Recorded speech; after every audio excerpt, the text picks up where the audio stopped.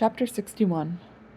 Officially, basketball workouts did not begin until October 1st, but Moon and everyone else who wanted to play ball for the Zeg was in the gym or the weight room, or both, every afternoon, partly to be sure the coach saw you at work, and partly from the sure knowledge that when tryouts started, if you were not in tip-top shape and on your game, you had no chance, for it was clear from the first open gym period that there were a lot more ball players this year, somehow, and something was different about the ones who had been merely good last year, Moon among them.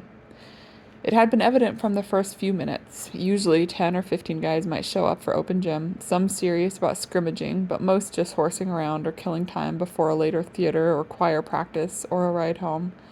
But this time nearly 30 guys were there when the doors opened, with more straggling in later. For a few minutes, guys milled around, shooting freely at either end and on the lower baskets on the sides, and then the varsity captains, brothers whose dad worked at the lodge, set up teams for brief scrimmages, knockout fashion. Winner stays on the court, loser to the end of the waiting teams. To their credit, they did not pack teams with last year's players, although they did anoint their respective teams to open play. Moon's team was first challenger, and they won, mostly because he got nearly every rebound at either end of the floor. They won a second game, a third, a fourth, and in each game, Moon hammered the boards as hard as he could, although by now the other players were diligently trying to keep him out of the lane. By the fifth game, the coach was standing outside the gym doors watching. By the seventh game, Dave and a few cross-country guys were watching too, as word had spread. Moon's team finally lost to a team that the brothers did pack with last year's starters, but when the game ended, guys shook hands and meant it.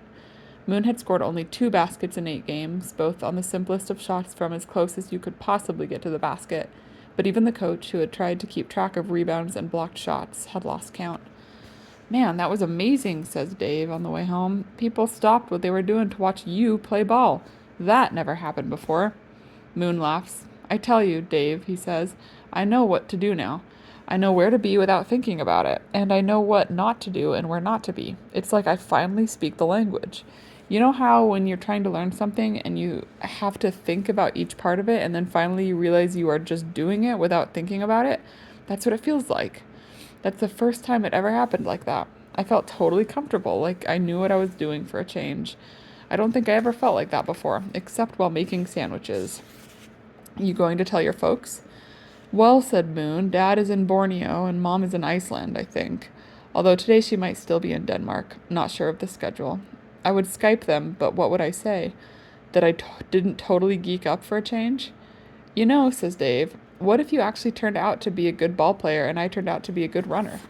What if we turned out to be good students? What if we are actually good at the things we wanted to be good at?" "Unthinkable," said Moon. "Apocalypse, Armageddon. That would mean we would have futures. Nah, I just like a good game, and you had a good run. Let's not get crazy." "Hey, come for dinner," says Dave. "Maria will be thrilled." "What's for dinner?" "Trout. Somebody at the lodge caught a mess and gave them to us." "What a coincidence," said Moon. "Trout is the only thing I eat now for religious reasons. I am in a new religion where I have to eat huge amounts of trout, in butter, with mustard, a little salt, dill if you have any. You can explain your religion to my mom yourself, you goof. I might have to move in if there's trout every day at your house. We might have to switch places.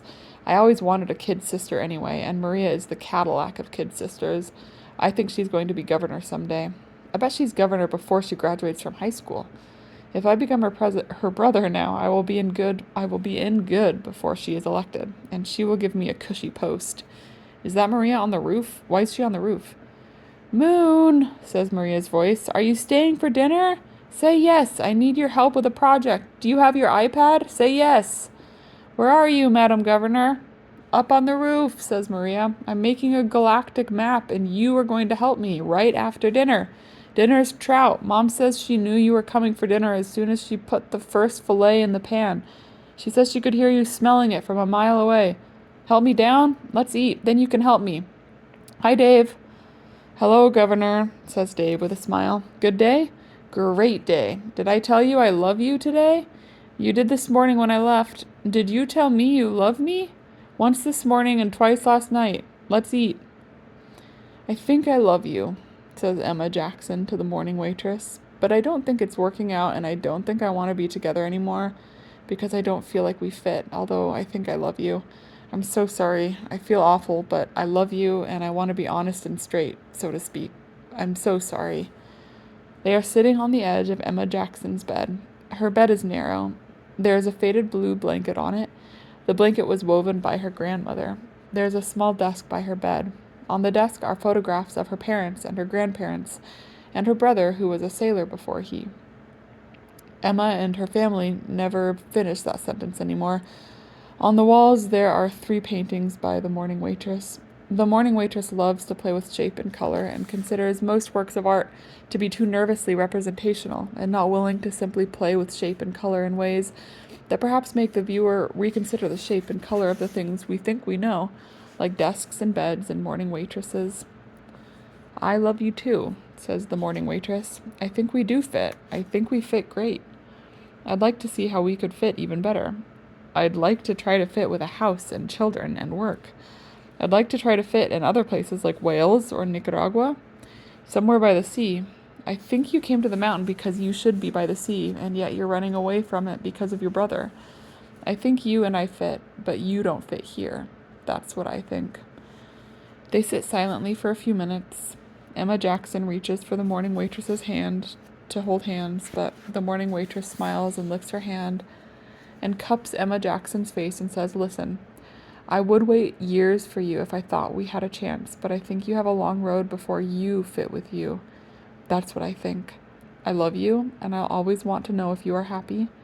You stay in touch, okay? Just send me a card here and there with one sentence. Write a poem in one sentence, and I will translate the poem to see if you are getting close to fitting you to you. Will you do that?" "Yes," whispers Emma Jackson. "Maybe what will happen is that you will actually meet Billy Beaton, or Miss Billy Beaton. Maybe. But it's not someone else, you know. I know. You'll get there. I don't know. I think you will. I'm so sorry. I love you too, Emma. Will you be my date at the wedding?" "Unwedding. Yes, of course. A not date at a not wedding. How apt. I'm so sorry. Me too."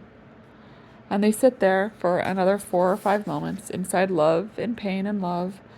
If you were a painter, you could paint the lean slump of their bodies, the stilled birds of their hands, the bright shapeless paintings behind them, the drift of dust motes, the faraway thrum of cars leaving, the thrill of thrushes, the seethe of the wind. If you were a painter, you could try to paint the way people who love each other can be untogether. You could try to paint that. It would be hard to paint, but you could try it if you just used shape and color. You could have 2 shapes of 2 different colors almost touching, but not quite. Not anymore. Cosmus is not on his bicycle for a change. He is in his orange jumpsuit, kneeling on Mrs. Robinson's grave. Hers is on the right. He has already worked Mr. Robinson's grave this morning. Mr. Robinson is on the left. That is how the Robinsons moved through the world together when they were alive, and that is how they sleep together now that they are in another form. Cosmus is wearing an orange bandana. He is thinking that Mr. and Mrs. Robinson have produced a stunning crop of tomatoes. It's hard to get good tomatoes this high on the mountain, what with the dusty, ashy soil and the cool nights, and the way the sun sears through the thin air, sometimes on wild, hot days.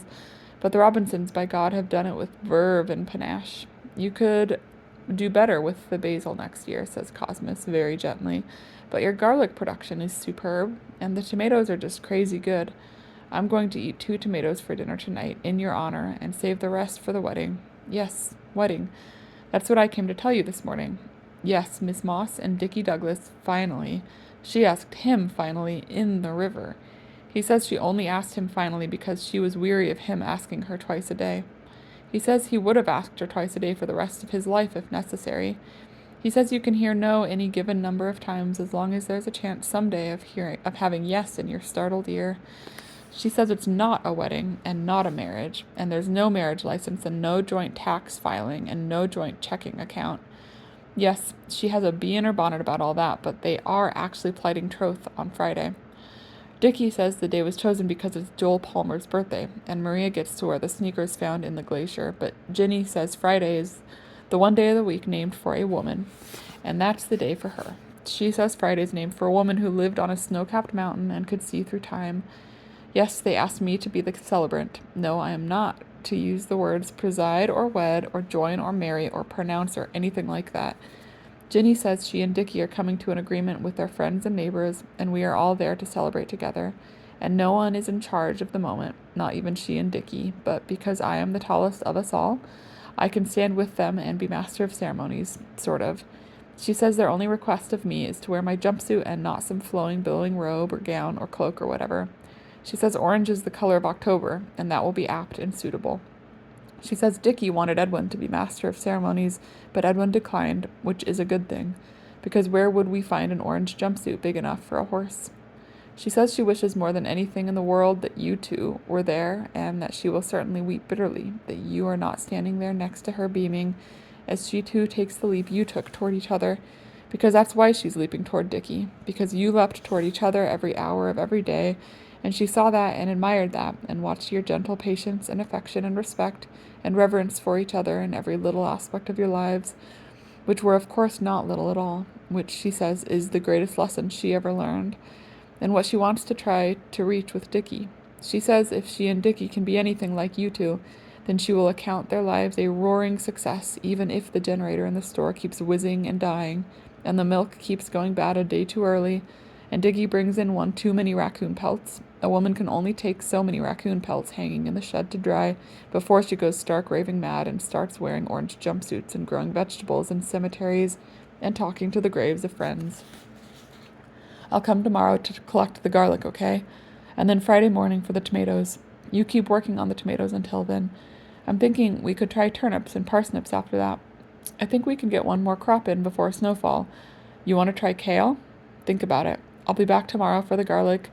I miss you awfully, too. I miss you terribly. I wish I could hear your voices. I wish I could hear you laugh. I bet you're laughing right now, right through the tomatoes. These are unbelievable tomatoes. I miss you. Sleep well. I'll be here in the morning.